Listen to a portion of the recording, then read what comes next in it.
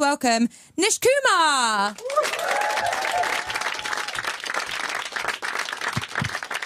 Good evening, ladies and gentlemen. How are you? Are you all right? Yes. My name is Nish. It's been a big year for me. I was single for a long time, but I've recently taken a woman. I'm almost certain that is not how you're supposed to phrase that. I think I was single for a long time because I was always quite sexually reticent. Like, when I was at school, I didn't really kiss girls, largely because I was busy getting some excellent A-levels. And I'm aware there's some people who did both, who kissed girls and got excellent A-levels. And to those people, let me just say, go fuck yourself, OK?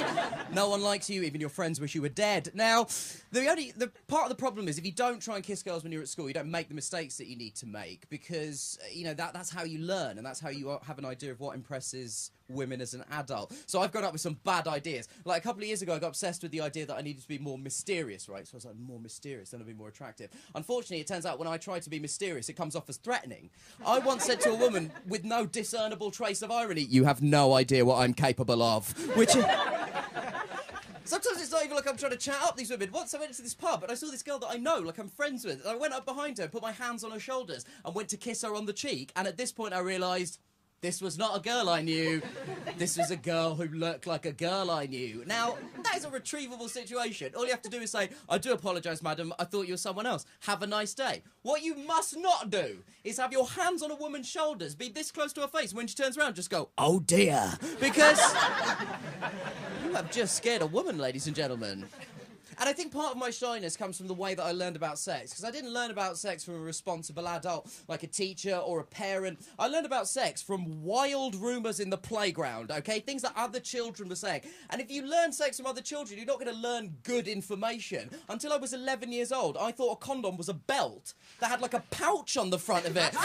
Because no one was telling me otherwise. Imagine my horror when I saw one of these morose balloons lying on the floor of the park where we used to play football. I kicked it and my friend Rishal Patel told me I had to hop home because that meant my shoe was pregnant. Because that's the kind of misinformation that was going around. And it's still awkward with my parents now. Like, my parents and I don't talk about sex, which is fine. And now we're really getting to the thing that I want to talk about, spending time with your dad, okay? It's fine that my dad and I don't talk about sex with each other, apart from the fact that we like to go and see films together. My dad is into all the same cool films as me. It should be a really nice thing, right? The only problem with that is that as I've got older, we've gone to see increasingly adult films. I'm immediately regretting the use of the phrase adult films there. Like, I mean, like 15s and 8. I don't watch porn with my dad, okay? Now, the problem, like a couple of years ago, I thought we'd peaked with the awkwardness of this when we went to see a film called Black Swan. Now, if you've seen Black Swan, you'll know that halfway through it, there's a rather long sex scene featuring the rather fetching Natalie Portman and the equally fetching Mila Kunis. I'm not saying my dad and I didn't both enjoy it. I'm saying that that was literally the problem, okay? Because you don't want to be watching that and be like, whoa, and then turn around and see your dad. And the last thing you want in those circumstances is for him to go, "Yeah, whoa, tell me about it. That Kunis has really got your mother's eyes." No one wants that. So I thought we did that, and I thought that's the worst experience we're going to have. Until 3 months later, my father and I found ourselves going to a cinema to watch a film called Shame. Now, who in here has seen the film Shame? What, one person, just absolutely one person, and shame could not be a better word for the expression on your face right now. Did you see it with your parents? No.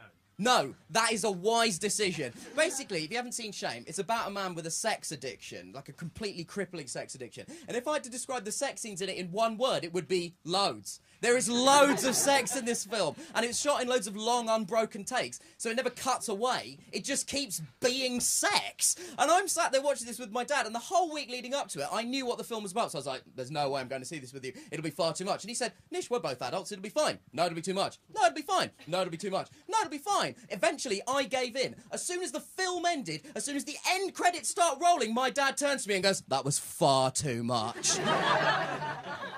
And I said, "It was about a man with a sex addiction. What did you think was going to happen?" And he said, "I thought he'd get better." But that was, you know, I knew we were in for an awkward conversation at the end of the film because something happened, right? Something happened. About halfway through, there's a long sex scene featuring the main character who's played by the actor Michael Fassbender. Now, Michael Fassbender is a tremendous actor. with a tremendous penis, okay? It is absolutely... You can see it when his back's turned. It's unbelievable. And it's the first thing you see in the film, and as soon as I saw it, I was like, I am glad this film is not in 3D, because it's coming right at me. And in that film, I mean that in every sense of the word, okay? I mean, he can bend some serious fast with that thing, okay? So there's a sex scene, and it's him, and he's doing a sex. Okay, he's making some sweet old fuck, right? Okay, so he stood there and he's got. I'm trying to keep it friendly because it's radio, right? So he's out there and he's got the Fassbender. That's out. That's very much out and proud. And it's this and it's that and he's standing. And this is the direction of the sex. It's become like a weird weather forecast now. Oh, there was a sexual front wafting in from Michael's Fassbender. And he's firing it forward, and there's a lady in front of him. She is the recipient of the sex bowl, if you will, right? And she's there, and the sex is, and it's that one where it looks like it's gone up the bum. But whoops, it's in the vagina. Which I think we can all agree is a classic piece of sex, okay? And so that's the direction of sex. She has her hands on a floor-to-ceiling window, out of which there is a spectacular view of Manhattan. And it's just sex, sex, sex. And I am watching it at this point like a horror film with my hands over my eyes. I can't believe this. My dad is sat next to me trying to be the bigger man, refusing to look away from the screen. It's like Clockwork Orange. He's not even blinking. He's just staring at it. And it's just sex, sex, sex. It's just going on and on for 3, 4, 5 minutes. Eventually, my dad looked away and his shame levels started rising and rising and rising. And he's getting more and more uncomfortable. He's shifting in his seat. He sat next to his firstborn. Imagine what he's going through. It's just getting more and more awkward. His shame levels are rising and rising and rising. Eventually, it built to some kind of critical mass. He felt he had to say something, and he just turned to me and went, "I've been there." And all I could think in that moment was, I hope he means that part of New York, because he did, and he finished it off by going, ironically, it's the meatpacking district.